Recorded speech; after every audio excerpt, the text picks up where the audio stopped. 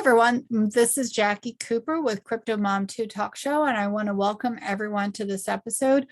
I am really excited about the conversation that we're going to have today because I've always wondered, how do platforms get created? How do metaverses get created? And I have been in conversation with Peter, who is actually in Canada, and he was really ahead of the game, and he's going to talk to you more about his story. But before we get there, I want just to share a little bit about my background, and also that everything involved with CryptoMom2 is not financial advice. There's always risks involved with any investment, so please do your own research. The information shared on this show, as well as others, is opinion and based upon our own personal experiences. So again, everyone needs to do their own research. But my background is I started CryptoMom2, maybe now close to 2 years ago. I don't know, the time just flies. And I've been talking to people all around the world, both in, obviously the blockchain, but in NFTs, Bitcoin mining, of which I'm a Bitcoin miner, and altcoins, you name it. This has been a fascinating ride for me because of the creativity that's here. And what fascinates me is that I'm on the surface side of it. When I say surface, I'm talking about marketing. I'm talking about, the conversation side. I'm not on the tech side. I'm not a techie. So when I meet individuals, like Peter, who are coders, who create, and who are able to give us this visual, I'm just fascinated with this. So with that, let me just say hello, Peter. How are you doing today? Good, thank you. Thanks for having me. So where exactly in Canada are you located? I'm in Waterloo, Ontario, which is about an hour west of Toronto.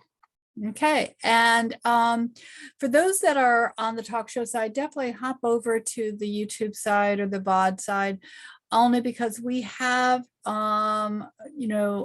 the platform up, Bitmonkey. And for you, who are listening, I will do a description. So that way, while you're listening, you can kind of have an idea as to what we're doing. On Bitmonkey, which we're going to be talking about today, you can see who's online currently. You can see the fact that you can get cities, you can see new members. There's a whole slew of various little buttons that you can click. You can also see mining going on. It's really cool. So Peter, why don't you go ahead before we actually talk about the platform?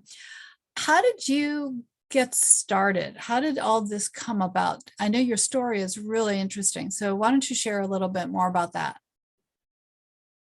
Okay, so my background is I'm a software developer for a long time. I used to do business applications. I was a systems analyst, so I know databases and I know software, so I can put together applications. And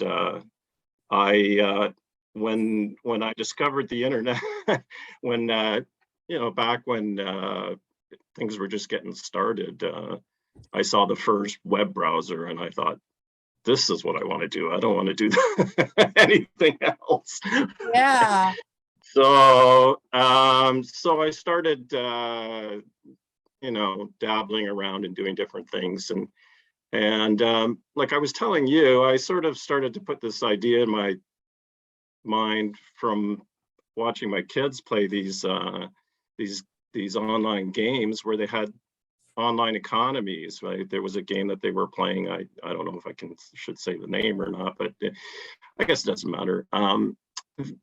But they would go around and they would mine gold and farm things and do all kinds of tasks, and they needed the money to buy their armor and to buy a nicer house and to do all kinds of stuff online. And it was such an involved economy, and it just echoed reality. They were buying, selling, trading, stealing, everything. Right? It was, and it was great for the kids because they learned just a whole ton. It was such an educational experience for them because they learned, math and what prices were and things like that. That it was astonishing. But and then I started to think, you could take this idea of an online economy and do it for real, right? So, and the social networks were just starting, Facebook was just starting and stuff. And I thought, you could take that, and everybody's posting all this stuff, and the big social networks take that and they make money with it, right? And I thought, well, if you made it into this kind of economy, if everybody got a little bit for what they were doing, they could build up their little pile of, stash. Right? Yeah. And so it had to have, like I said, it had to have some kind of a currency that you could pay people for doing things in and exchange, right? So I just took the gold pieces idea and said, okay, we're going to have I created a bank ledger, and each member got started off with nothing, and they got, for posting this, you got so much, for liking that, you get this, and developed ways that people could earn more of this stuff, right? And then crypto came along, and I kind of, when Bitcoin started, I looked at it, I looked at what they were doing, and I thought, oh, that's, it's using up too much. It's wasting computing cycles, I thought. I was thinking of it from the resource sort of idea. You've got a CPU, it's supposed to do work for you, and all they were doing was hashing, and I thought, that's a bad idea. So I ignored it for a long time. Little did you know how much it's going to be used. Exactly, right. And I had heard about it from my kids also, right? Because back then kids would play with Bitcoin. They would give it away in games and stuff like that to each other and stuff. Just amazing. Yeah, it was worth nothing at the time. Right? So anyhow, then I started to realize what was really going on, right? That there's two things with crypto. It's the distribution among people, a large number of people, and there's the security aspect of it, in terms of that what goes into the blockchain can't be changed, and it can't be changed because there's so many people involved, and there's so much work involved. So this protects your ledger, right? So you have something that nobody can change and nobody can disrupt, and nobody really counts on one person or the other, right? Because like a website can come and go, but Bitcoin and cryptos can't go away, right? You can't get rid of them. They try to stop them and you can't, right? Like China says you can't mine anymore. Well, so what? Everybody goes someplace else and they mine over there, right? So it made it a lot better for me as a Bitcoin miner to when China closed it down. But anyway, let's keep talking about your story. Yeah. So so then finally it dawned on me slowly that maybe I should take the ledger that I had on the site and turn it into a full-blown crypto as well, right? So that so that people wouldn't have this sort of dependence on me or my site. That was what I wanted to sort of achieve with it, right? So I found a blockchain out there, and I told you about it. It was called MintMe, and they had created an Ethereum-like blockchain, and their idea was that they would make it ASIC resistant, so that you couldn't use high power machines on it. And they do that with the hashing algorithm that they use. Just doesn't is one changed frequently, and doesn't benefit from ASICs or GPUs or anything, right? Because of the way it works. So you can mine it on a small device, right? And their idea is that they're going to keep their blockchain distributed, and people on phones and PCs and laptops can mine it. So I thought that was a really great idea. So instead of rewriting, I told you about how I did initially start writing a blockchain for my tokens. I decided to instead let them do the blockchain. And they have a really easy to use point and click create a token capability, right? So if you go to their site, you can just click on it, and you don't have to know anything about the blockchain at all. You just say, I want my token. Here's the picture, and this is how they give you 10 million, and you can choose how long you want them to be distributed over. So like mine is for 10 years, right? So initially they released 3 million, and then each hour so many are released, and that's locked into the contract, right? So so now I've got my site's currency backed by that Bitmonkey token that exists on the MintMe blockchain. So they can bring them into my site and take them out of my site by withdrawing or depositing from their own wallets, right? So if they're not tied to my site anymore, but there's plenty of opportunities for them to use those tokens on the Bitmonkey platform. So when what happens is, first of all, you can mine the coin. You can mine MintMe coins just by logging into the site.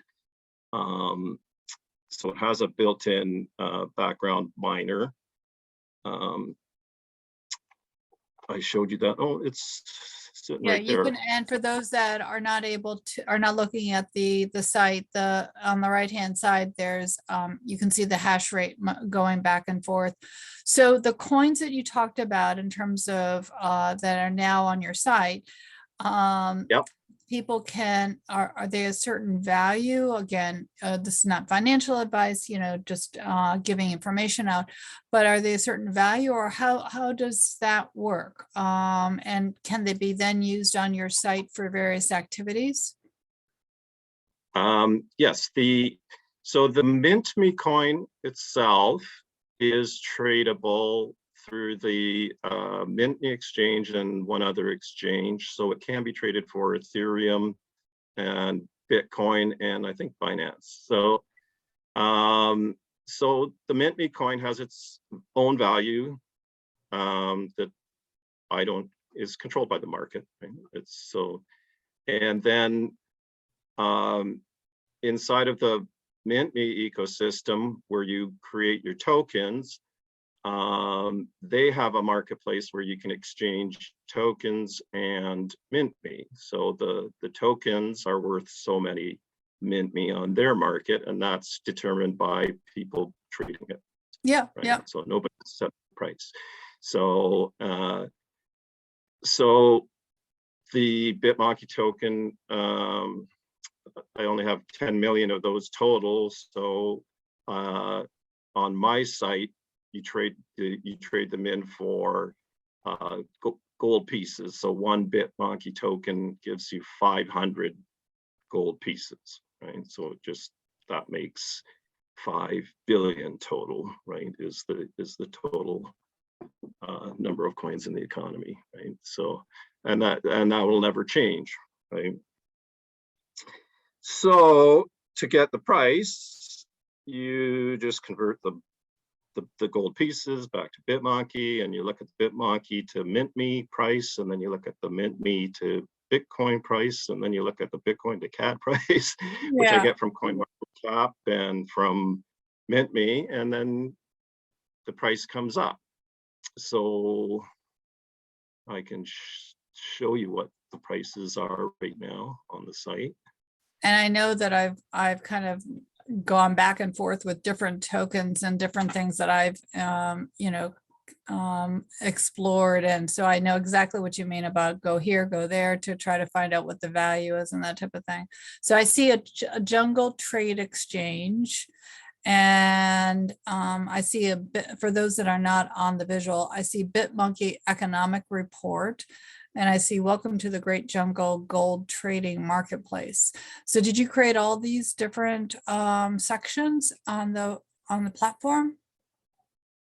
Yes, this is all my handiwork here, right? Right. So all the applications that are running here are created by me and hosted on my cloud servers, right? So Yeah, it's a so lot of there, fun. yeah, you can see that, you can see the current price, and that the API goes out to the markets and gets the prices once a minute from MintMe and once every 5 minutes from CoinMarketCap. So the price will change, and I have no control over it. Neither does anybody else. It's just completely market driven. Yep. So this Jungle Trade Exchange here is the original exchange that I made before I made it into a blockchain, and they could buy and sell the tokens. They could buy them through PayPal, but not buy them from me, buy them from another member, right? So members could say, okay, I've got 10,000 gold pieces. You want to buy them, because they can use those gold pieces for advertising. Right? So how does one become a member on BitMonky? How does that work? Let me log out here and I'll show you the home page. And move this over here. So right there is on the top left, there's a bright orange button in the jungle there. It says join here. Join here, and it's so slow. It's okay. I mean, But again, we're across not across the ocean for sure, but across many mountains. Yes, exactly. So I don't take any information from people. All they have to do to join is to create a nickname that nobody else has. Male, female, age, if they want to put the right in, or they can put in whatever they want, doesn't really matter. It's up to them. They can change it later. And then they just say accept. And what it will do is they don't have to give me an email, or a password. It's going to create all of that for them. There. So it created this strange looking, it looks like an email, monkey at, and then a bunch of numbers, and then it's generated a password for them. And all they have to do is now do the login.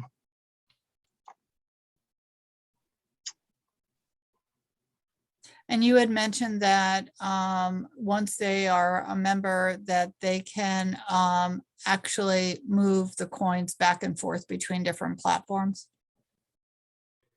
Yes.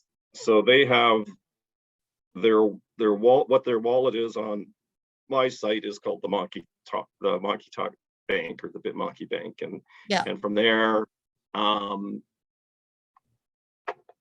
think it was too slow for that to successfully happen, but so no, it's okay.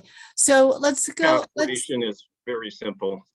Yeah. And like I said, collect any information about anybody.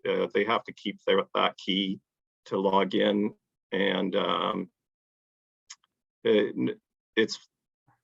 no you can't log in with your user ID, and you can't log in with your email, so nobody has any information to get started with, to start testing passwords against, to try and log into your account. You're the only one that's going to have that key. At any rate, in their bank section here, they can withdraw to their own MintMe wallet Got it. the coins that they have here. So they'll be converted from BitMonky gold pieces back to BitMonky, and it goes into their wallet, and then they can go and do whatever they want with it from there. That can be in a web wallet on the MintMe site, or their own wallet on their own computer. So And in terms of, I know that one of the things that was very intriguing to me, I think it was on your homepage, you said that individuals could actually buy cities. You know, what I was interested in was the land idea, because everyone right now in some of these metaverses are acquiring land and then putting different things on it. So you had said that based upon zip codes and that type of thing, you could actually acquire a city name. How does that work? well, everybody that joins the site is placed into the city, the real geographic city around the world, and you can purchase the rights with BitMonky Gold to be the owner and run that city. So by running the city, and the reason I came up with this idea was I wanted to make it so I used to have moderators, and moderators get all power hungry and crazy, and they start bossing people around and make things miserable. And sounds like politicians to me. Yeah, so I thought, well, if somebody's got a stake in the site, they're going to be a little bit better, right? Because they're going to if they're not fair and they're doing things that are making their members angry, it's their bottom line that's going to get affected. So I thought, okay, so I'll make the cities so that they can buy the rights to the city and become the city's tycoon, I call them. And can tax their members. That's their benefit, is that they tax any earnings that their members make in these gold coins. And they can create work by, there's different jobs. You can be a different type of reporter. You could be a weather reporter, news reporter, sports reporter, blah, blah, blah, blah. Sounds like fun. Right? And then the tycoon is running it all. And like I said, they have the moderator power, so they can remove posts, they can block people, and they can even toss them into an online jail that we have. For not paying the taxes. Well, for violations, right? So if they do something, the taxes are collected automatically as they earn, but say they're using profanity or posting. Oh, I see. Yeah, not following the rules. And instead of trying to block them and they'll just come back and make a new account, what we do is we toss them into this jail and they can't do anything from there, and then they have to pay a fine to come back out. It's like so Monopoly. It's just like Monopoly, you know, from the idea that you have you sometimes fall into the jail. So go ahead and mention again how you want people to contact you. So I know for those that are listening, I will have contact information in the blog below. Again, you know, everything that you do, you need to research, because there's always risks involved in the blockchain area. But how would you want them to reach out to you, Peter? They can contact me on the site after they create an account. They just have to contact Peter on the site, or I have a Twitter account. It's all they have to do is look up bitmonkey.com, I think it is, or just look up BitMonky and you'll find me there. Yeah. So contact me on Twitter, or they can just email me directly at peter@bitmonkey.com. So I found it very interesting. I don't know if you want to talk about this or not, but I found it very interesting that you got off to a really great start with the site, and then all of a sudden, because you were buying ads and there were a lot of members, and then all of a sudden, some of the big players in the media area um, kind of Push didn't, down. yeah, they pushed down because they saw you were growing too fast. Do you want to talk anything about that? Yeah, sure. That in a lot of ways, I benefited from that in terms of, having to develop the site further. But initially, when I started, I was using Google AdSense and Google AdWords. So, what is it, AdWords? So one of them gives you revenue and the other one you advertise with, right?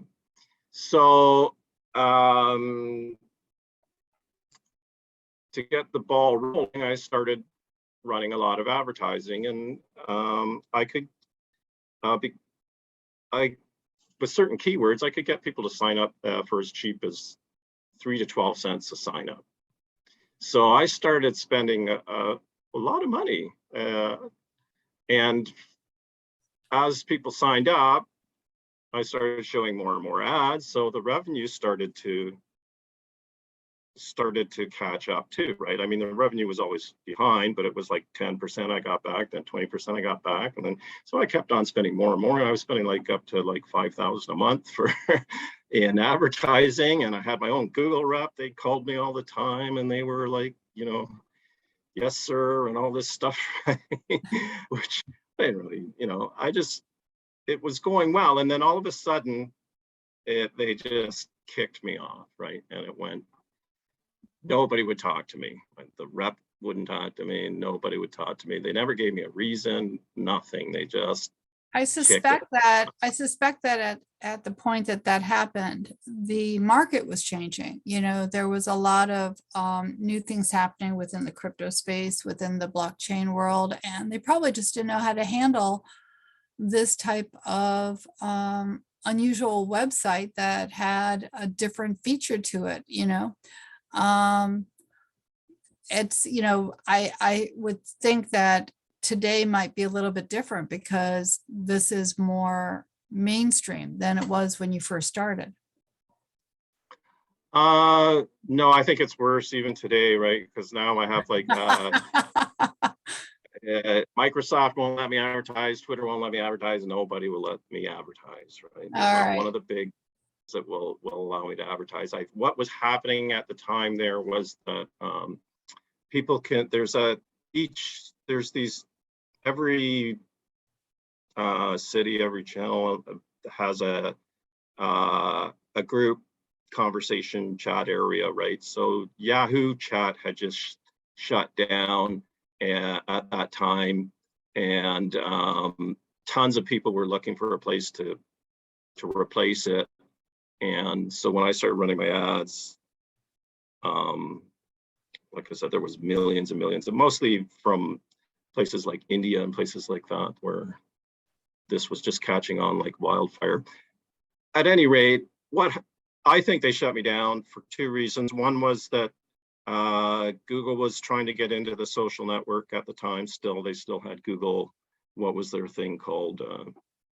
They were trying to compete with Facebook with their own social network. Yeah. So a lot of anybody that had anything to do with social networking was complaining that they were getting kicked off by Google from the advertising platform. And the other thing was, like, in 1 month, I signed up 250,000 people. So, for like I said, 3 to 12 cents each, that's like nothing, right? So I'm pretty sure they probably viewed it as, they don't want their platform to be used to make the next platform that they're going to have to compete with or something. Yeah, right? So, no, that makes sense. That makes sense. So, for those that are interested in exploring, BitMonky, again, Peter, how would they reach out to you? Again, they can go directly to the site, www.bitmonkey.com. They can find me on Twitter by looking up BitMonky, or you can just mail me directly, peter@bitmonkey.com. So everyone who's listening, again, what I'm fascinated about, and that's why I asked Peter to hop on, is exactly what he shared. Again, he was ahead of the game in terms of creating this platform. And, now there are all these metaverses that are similar but different. But it is amazing the technology and this platform, again, has a lot of interesting features on it that, I would say, people to come and reach out to Peter, check it out, see if this kind of resonates with you. Again, I always have to do my disclaimer, this is not financial advice. I'm also not in any way connected with the platform. But I do feel like, with the creative individuals like Peter, we need to support the creativity on the blockchain. And that's why I asked him to come on. Peter, you mentioned Bitcoin, and I did mention that I'm a Bitcoin miner. So for those that are listening, I'll definitely put my link below so you can check it out. Reach out to me if you have questions. This is an evolving area. Peter, any last minute thoughts before we sign off? No, that's really, that's pretty much all that I have for you, is that, this is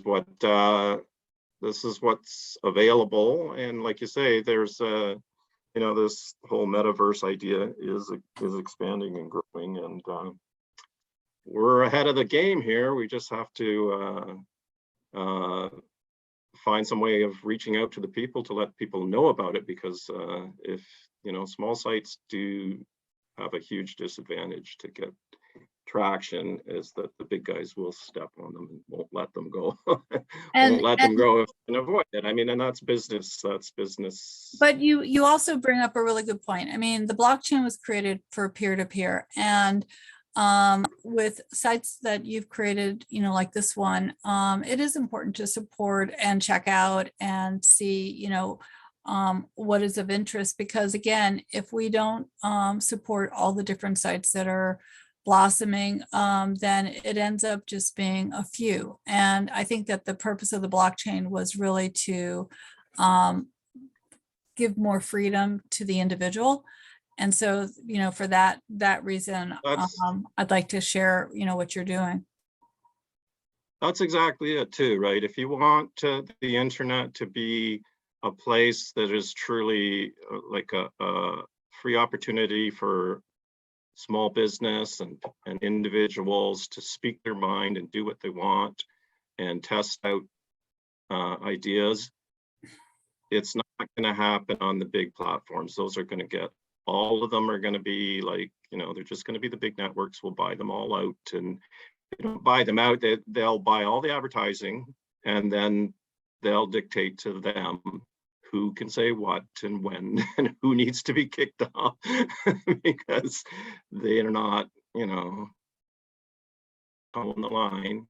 So we need to support sites that are diverse and